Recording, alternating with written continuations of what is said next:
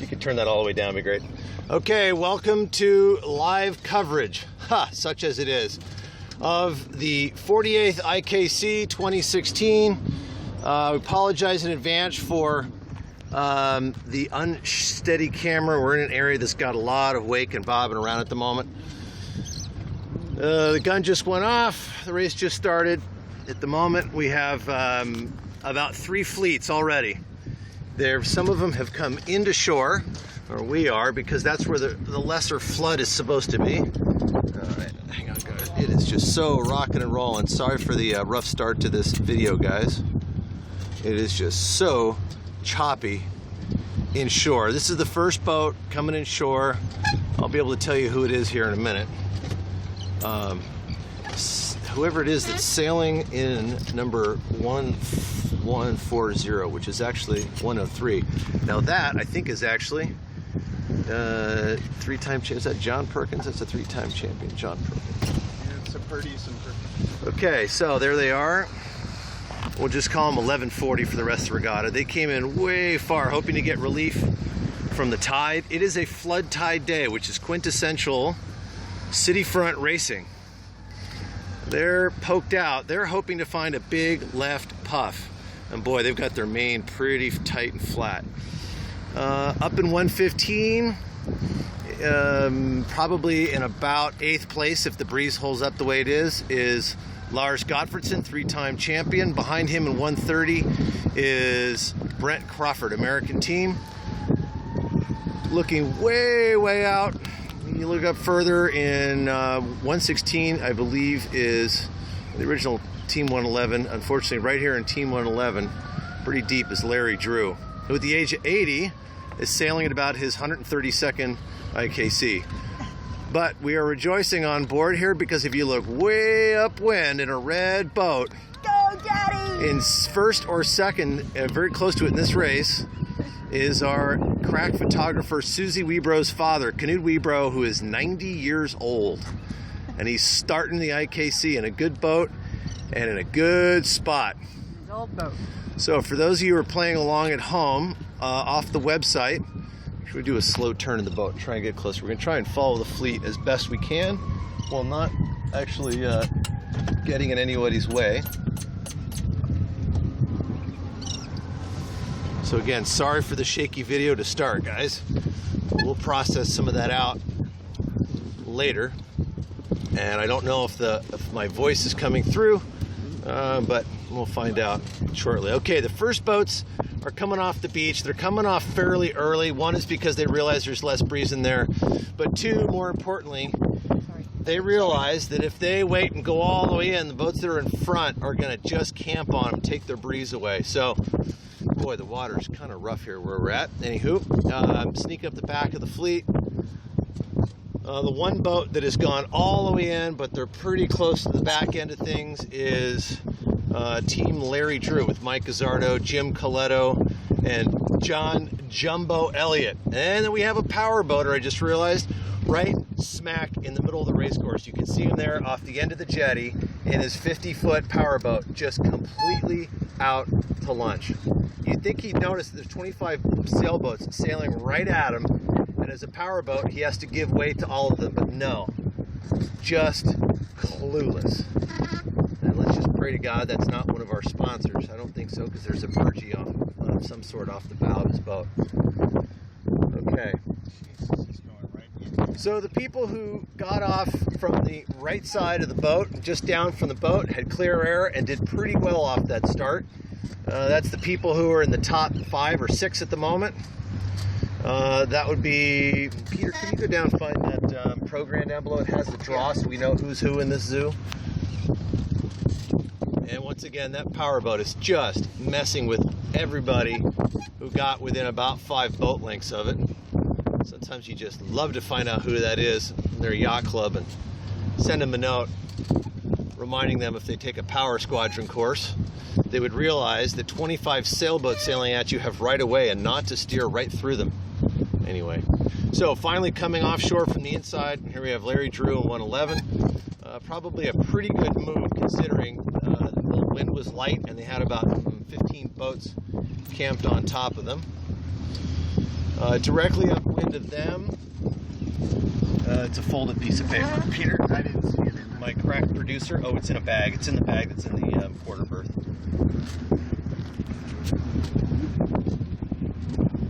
All right, just giving you a rough idea here, guys. Again, sorry, we're trying to drive in this choppy area. It'll get better when we get around this point. Sort of slack tide with a lot of boats. And now to our right, on the outside, are the people who were just deep at the start. And they ended up having to tack out to get clear air to the far right of the fleet, and they went outside. In fact, there's one boat that's just way out in big tide. I can't tell who it is.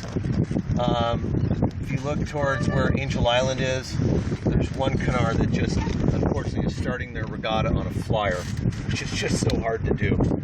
Anyway, so the draw, I think, is online. You guys should be able to follow which boats are who. I'll try and post that tomorrow, a picture of that, so you can follow along.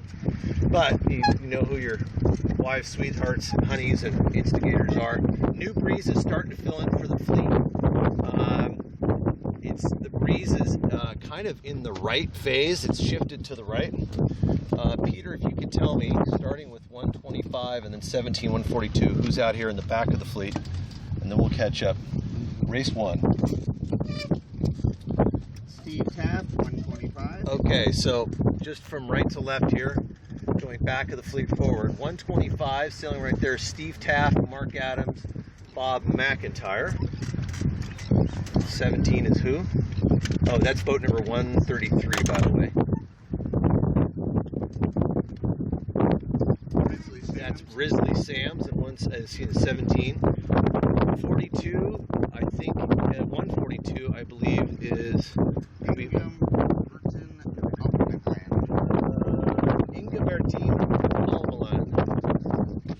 And he just gave way to Larry Drew. That's probably smart. Okay. Now we get serious, and we still have one boat way outside on a major flyer, and clearly, I'm going to suggest to you, clearly they are not used to San Francisco Bay, and they are either Danish or Norwegian. It's so hard to come here and sail for the first time. So a fairly decent wind shift from the right. Everybody goes back. They sailed out into the right breeze. The people that are up on the far right side of the fleet, which we're trying to get close to if we can, boy, it's going to take me a little while to get close and see who's who in the zoo. But nonetheless, right here in front of us, Steve Taft, Mark Adams, canard number 125. We will actually try to get outside the fleet so we can tell you who's there now that everybody has consolidated.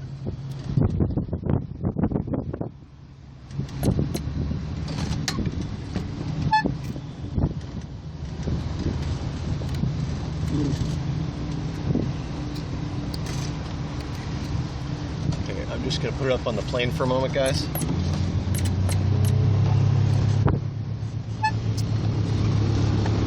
Okay. Larry Drew, Mike. Sorry for the bumpy video, guys. Just kind of the best I can do at this point. But we'll give you a view of the fleet here.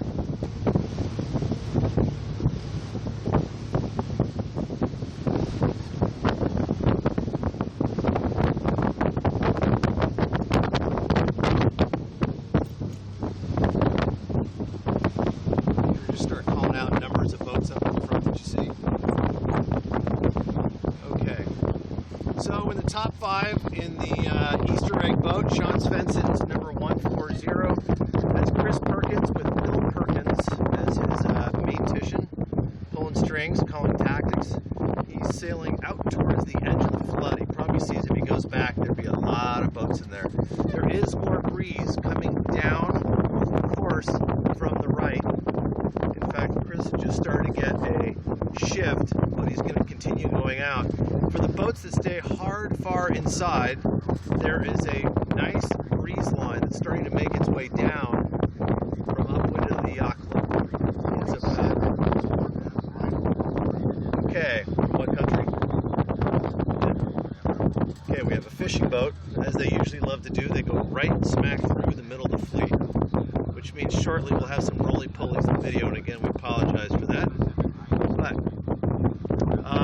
up there in about second or first, number 4, they're in second at this point, is,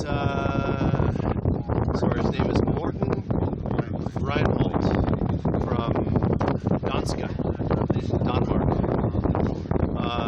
Looking over to the left, 85, which is the dark hole boat, just being ducked by 114, is Don Dizal, and sailing 114 is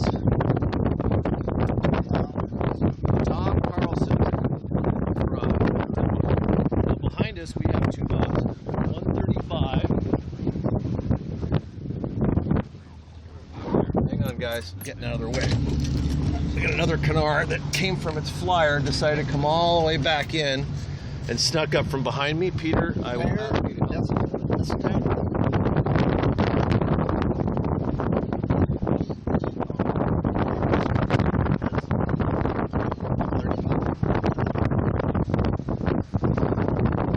We're just going to camp on this part of this tide line and stay out at the moment.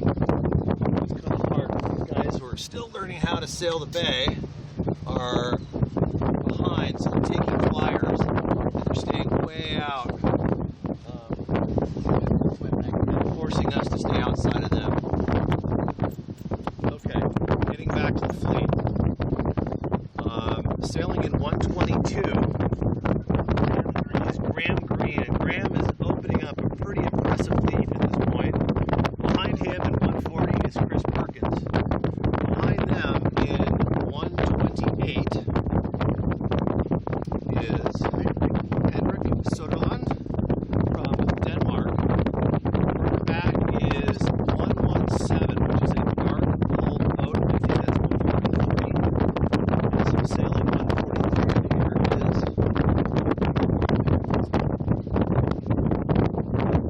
other grenades. He's speaking of Anders Muroff. Anders is in 117. Anders is in 1, 2, 3, 4, 5, 6, 7. He's in about 7th place right now. Further inshore, now Don Dizal is at 85. As Anders Muroff attacks back in the dark blue boat. Looking towards me about 7th, perhaps 8th, depending upon when the wind shifts to far inside coming off the beach. Now there is a restricted area on this race course. The restricted area is you cannot go between. There's a pylon and a buoy up here. It's called Anita Rock. Okay, you guys can avert your eyes from your computer if you need to. There's some serious wake going to come. I'll try and keep the camera level, but it's challenging at times. That's from yet another fishing boat who crossed through us. Now the reason why these fishing boats are so close to the fleet is because they make their living off of obviously fishing down the water, but their major cost that they can control is gas. And that's money, because they're doing this for a living. And so what they do is these guys know where the best tide to be in, depending upon the direction they're trying to motor in is, which is exactly where the fleet is, which is on the inside of the shore. Now, in San Francisco Bay, in a flood tide, the shallower water, well, same as the ebb, but the shallower water has less tide speed than the deeper water. That's why the fleet has gone inside trying to make their way upwind. Now, this restriction I was talking about means the fleet has to sail outside of the nearest point ashore from that pylon sticking out and its yellow buoy, which means they cannot go between there and the beach. And really right now they don't want to because there's very little wind up there. But these two boats out here, 115 and 128. In 115 is Lars Gottfredsen, IKC champion. Tom Carlson, 114. And then behind us here we have Tom Carlson, 114. And once again in 128, I believe it was Anders Muroff. No, not Hendrik. Sorry, Henrik Soderlund. I'll catch up with this eventually. Of course, by the time I figure it out, ladies and gents at home, it'll be too late because they're going to change boats tomorrow. All the numbers and all the people change.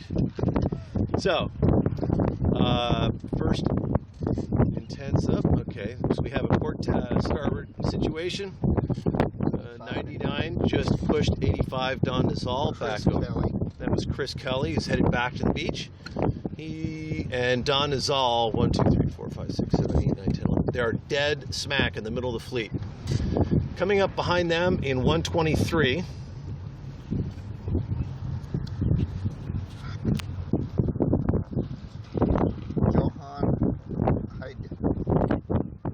Is Johan Vida. Johan Vida from Bergen, heck of a nice guy, dear friend, is sailing with more of the same. He has Auden Halderson on board. Auden is a Bergener.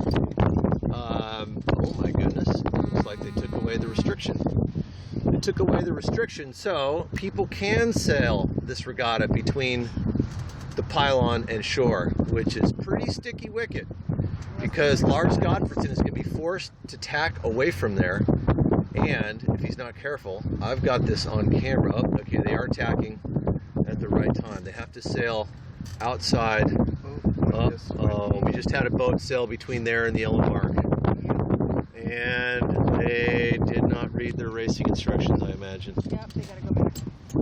Actually, they cannot unwind themselves, I believe. Okay. They tack to sail back to try and lay the yellow mark, but I don't know they can win. Okay, so back here is another friend, the Vice Admiral of the fleet. He's out of Bergen. That is Carl Frederick Joyce. He has Paul Albro on board, and today he's got another couple of poor souls. Actually, I think Alden Halderson's sailing with him.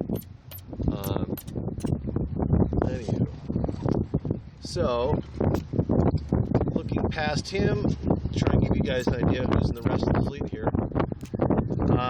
In 130, which is Don Nazal's boat, Adelante. It's not Don Nazal. Today sailing the boat is Brent Crawford. Brent is in about 18th or 19th at the moment. Coming off the beach, way inside, in about 19th. In 111 is Larry Drew, who has picked up nicely. He's got the inside, and he's pulled 1, 2, 3, 4, 5 boats, maybe 6 boats behind him. So nicely done, Larry. Right here in 133, which is a very good boat. It's always historically done very well in the IKC, but have a little trouble here. Grizzly Sands. Grizzly is sailing with, I believe, Hans Williams and some of his regular crew, which, forgive me, I can't recognize the moment. Clario and Jim. Jim and Clario. Okay, looking further inside, there's a boat with number 17 on the sail, which is a replacement sail because they found a boat was delivered to somebody with a 12-year-old mainsail on board, which is really bad form. Whoever that is, they'll probably never watch this video. If they do, good. They should learn a lesson from this. You're supposed to deliver the boat with your newest sails and the sails you sailed with that year. And it's really bad form to do otherwise. Okay, we're familiar with everybody's in the back of the fleet, which in second to last on the inside, third to last on the inside is Steve Taft. And behind there, sail number 142 is Inga Burton Almler. Excuse me for a second. Let's go left.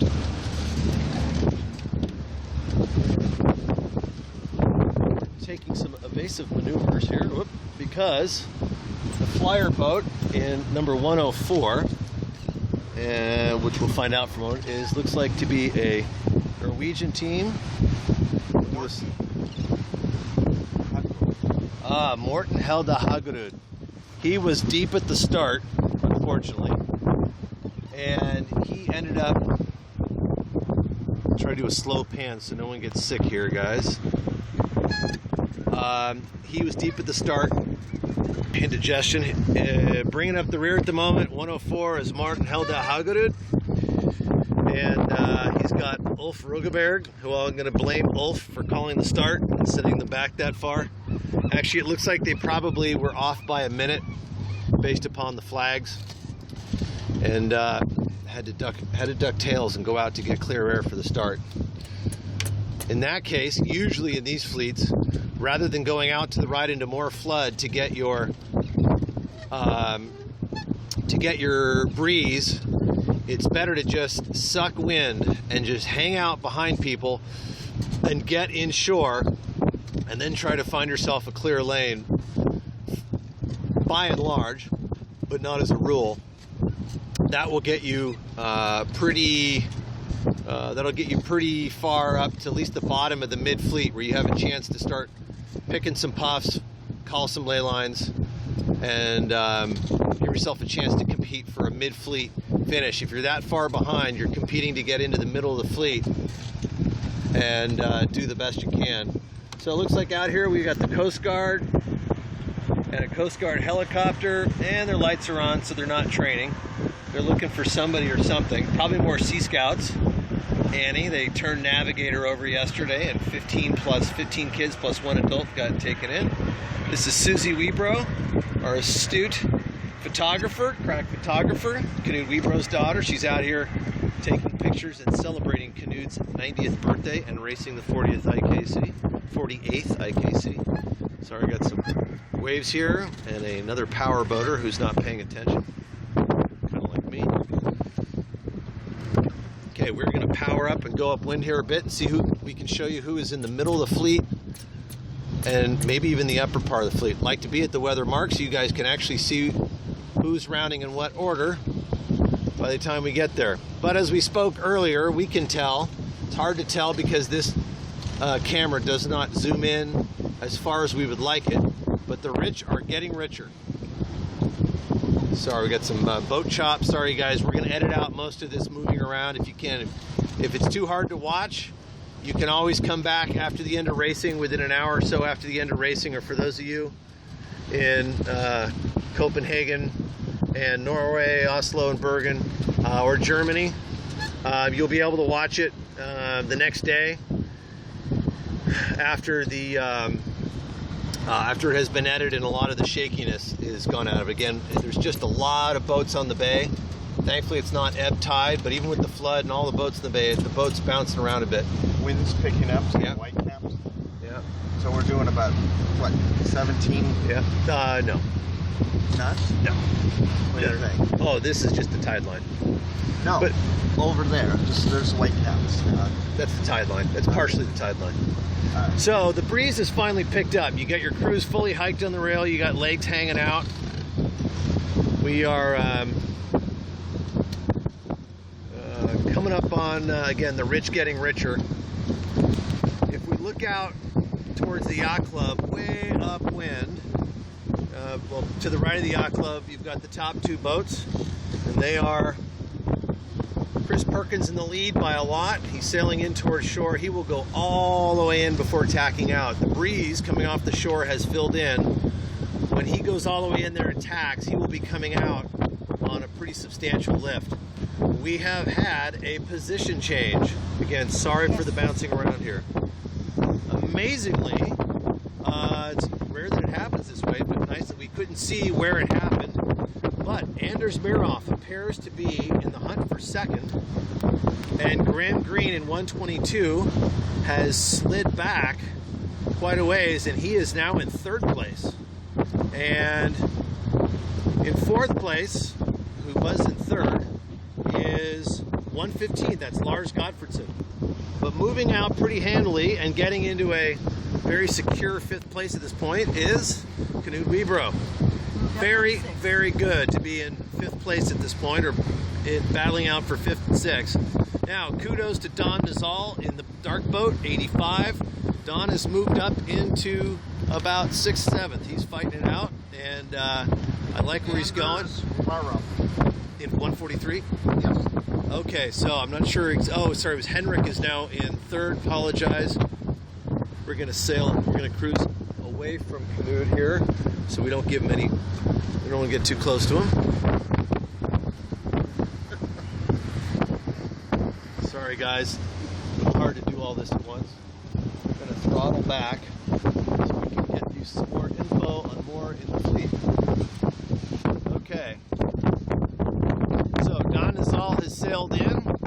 He's all the way up against the beach next to the club in 85, a dark boat. We'll just call it the black boat. It's actually such dark blue, it looks like it's black, but it's not.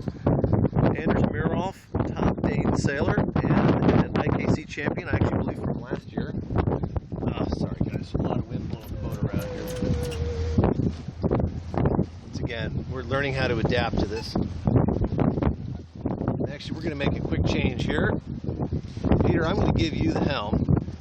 You drive, and I will sit here where I can give more of my attention to steadying this camera so no one gets sick.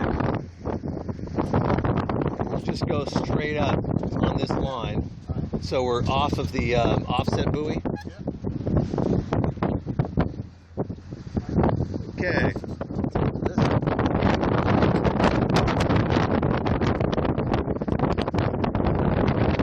Gotta admit, this is some of the prettiest sailboat watching you're going to find anywhere.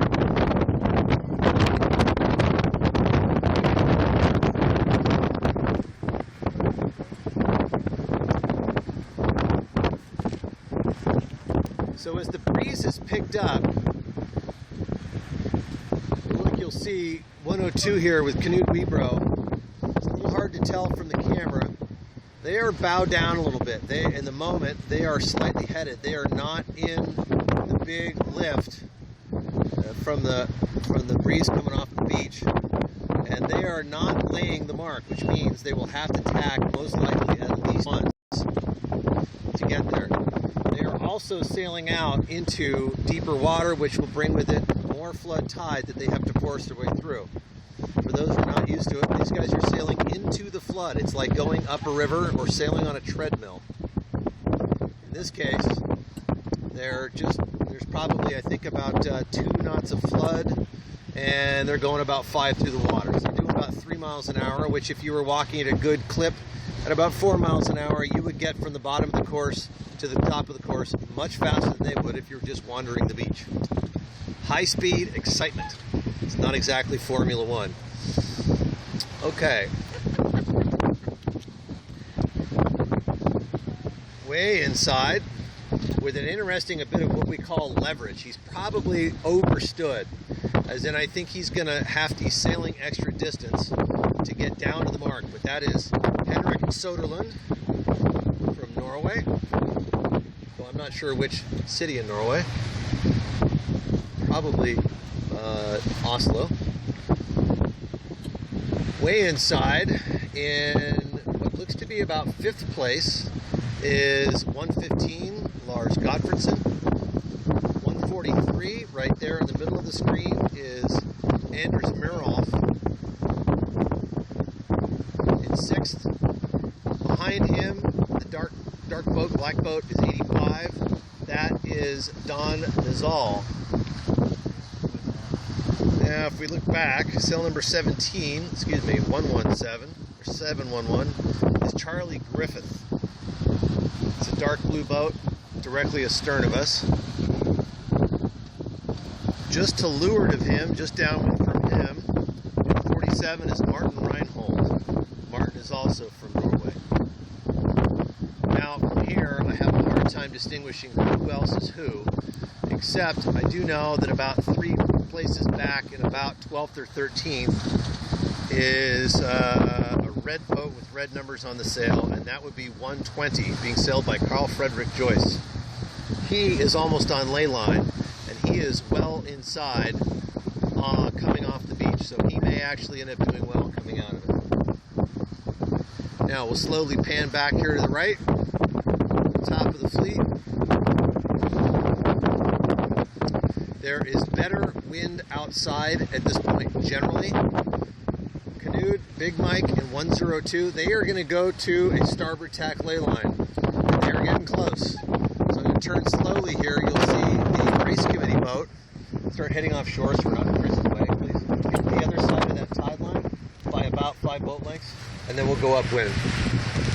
Okay, coming up to the weather mark, which is not a gate, it has an offset, so they'll go around the yellow buoy, then they'll reach off, and that's to give space between the upwind guys and the downwind guys, to the offset mark, which is an extension of the weather mark. Behind him, who has moved back into second place from a good leyline call, it looks like, is Graham Green, and that's where local knowledge paid off. Now, because the breeze is from the left, more than likely you'll see Chris Perkins sail on port jibe for not very long. He's going to come across the tide line, which he's about 4 boat lengths from. He's sailing more towards us. He's headed towards the tide line. He will cross that tide line, as most of the boats will, and then they will jibe. This is where you have a river going not the opposite direction, but this is a stronger river headed inbound, flooding inbound, and he will be going faster than the guys who haven't passed it yet. Okay, this is good. You can just red down. There you go. Okay, in second place, reclaiming his spot, 122, Graham Green.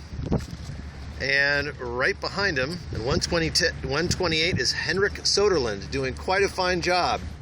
He overstood that marker. He would have still been in second. Overstood meant he sailed much further inland, away from the mark than he needed to. Approaching the mark on starboard tack ley line in the red boat, Canoe Webro, he's in fourth.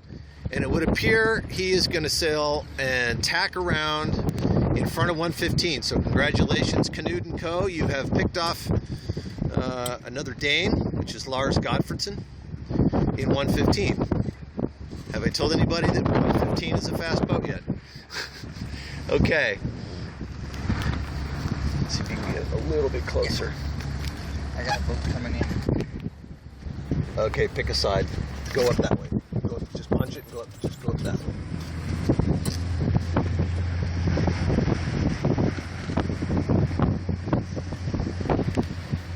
Okay, we're just dodging boats out here a lot today. It's very busy. Fishing boats are not paying attention. They're out to lunch. Got their outriggers hanging out. Okay. Left.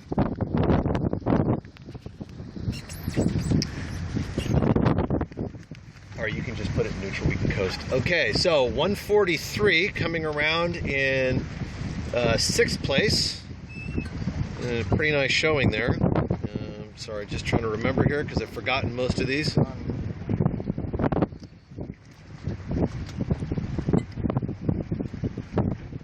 Sorry, Anders Meroff. And in 7th, picking up a 2 or maybe 3 boats from the leeward mark is Don Izal. Nicely done.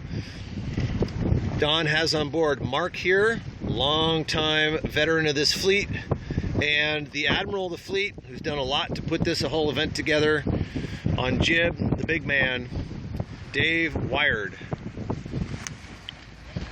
And again, Charlie Griffith coming around in the dark boat 711. Boat's called 50/50, owned by Brent Crawford. Now, jibing around inside of him in 114 to go for an inside line on everybody is Tom Carlson. Coming around in 47, Morten Reinholdt from Norway.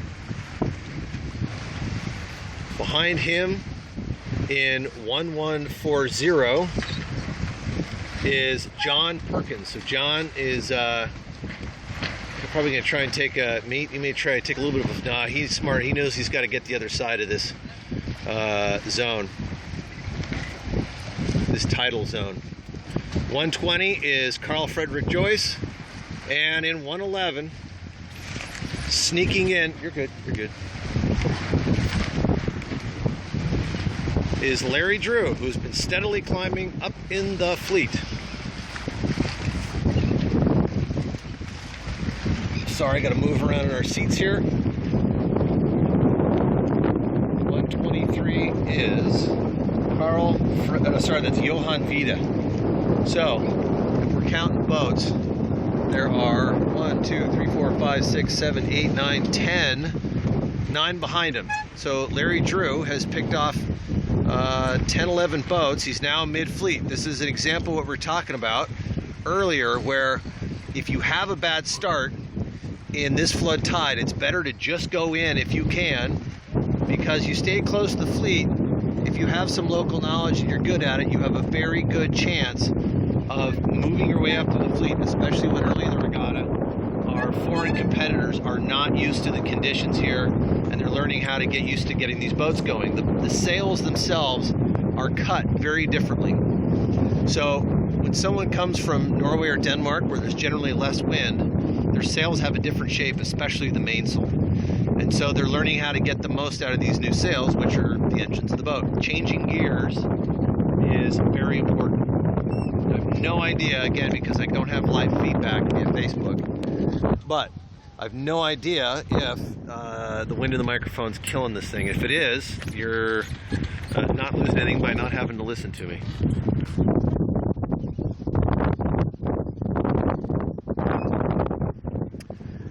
Okay, turning the upper mark is 135. 135 is being sailed by Per Itram from Norway. Start heading downwind a little bit so we can lower the apparent wind through my microphone. And fourth from the back, that would put him at about 20th, is Steve Taft. Just behind him in 133 is Risley Sams. In 104, actually picking up some boats, is Morten Helda Haugerud, which is pretty good. He took that big flyer early, was dead last. He picked up a couple of boats. Behind him in 142, he was doing much better yesterday, the practice race, Inga Berten Almeland from Norway. And in the back, bringing up the rear in boat 17 is Lars Jarvik. Very nice man. I think he has his daughter sailing with him this year. And anywho, of course, I'll go back and I'll recognize that half of my declarations of who's who in the zoo were wrong when I see them all on the dock. Susie, may I switch with you and get there? Thank you. Yeah, go ahead. Just move offshore a little bit. Okay, we are going to make our way downwind.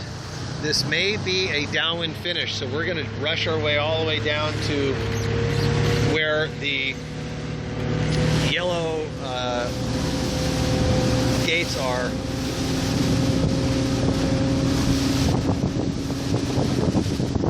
A little bit bumpy here for a while. And then you can throttle back a bit.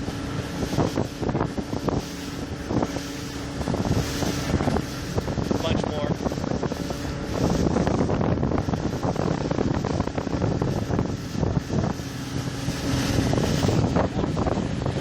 A little bit. That's good. Just a good cruising speed. A little bit more. Up forward, so don't fall off the plane. Just get it up around 19 knots or so and let it cruise.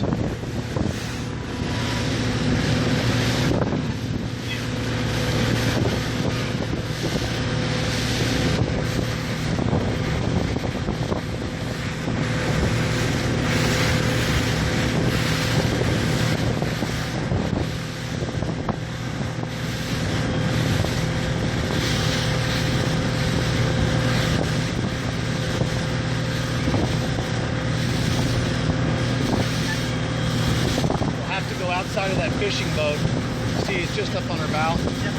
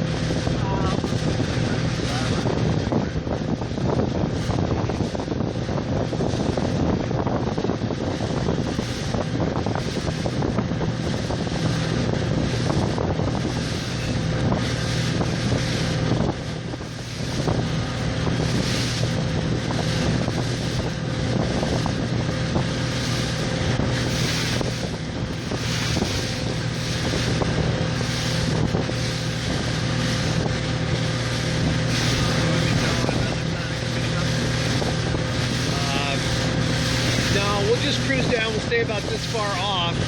We'll go down, you know, go down below the gates, and before we go in front of this fishing boat, and then we'll see if Chris is going to go to finish or if he's going to go to the gate. They may be on another loop, another lap.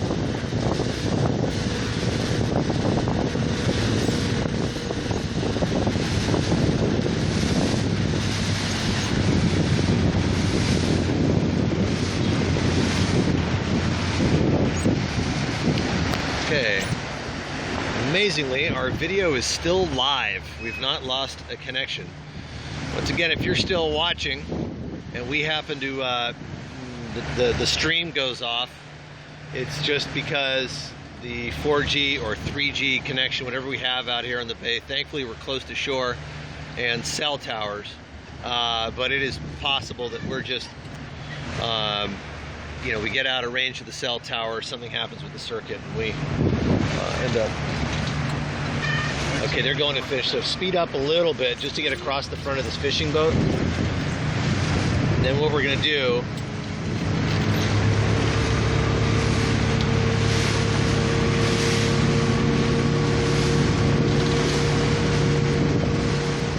In there, or?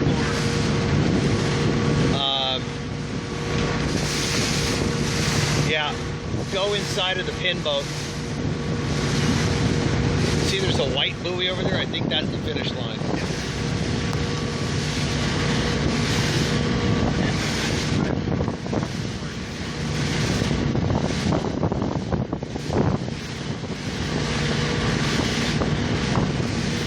Get closer. Get right up to that pin. Well, we're good. We know who's finishing. You may have to go outside of the rib. I just want to make sure that we get there so I can actually, you can sit on the line. On the line. Okay, so winning there is Chris Perkins. That's a good way to start your IKC. Chris, Phil, Hans Baldoff, Chris's partner, and in their boat, 142.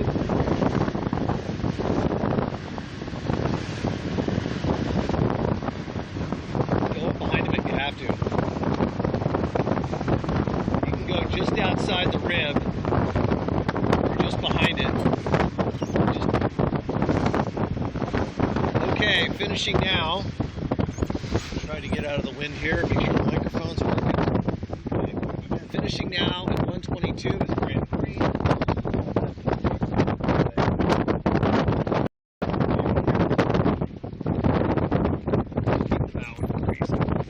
Okay, so Graham Green, sorry guys, we're still learning how to do this thing here. Graham Green in 122. And in his first race here, really on the bay, doing quite a nice job, which is always a hard thing to do, is Henrik Soderlund. And you just go there, they'll sail around you. Drive up right behind him and get up next to the rib. Coming downwind in 4th place to finish is Knud Webro, which is just fantastic to start.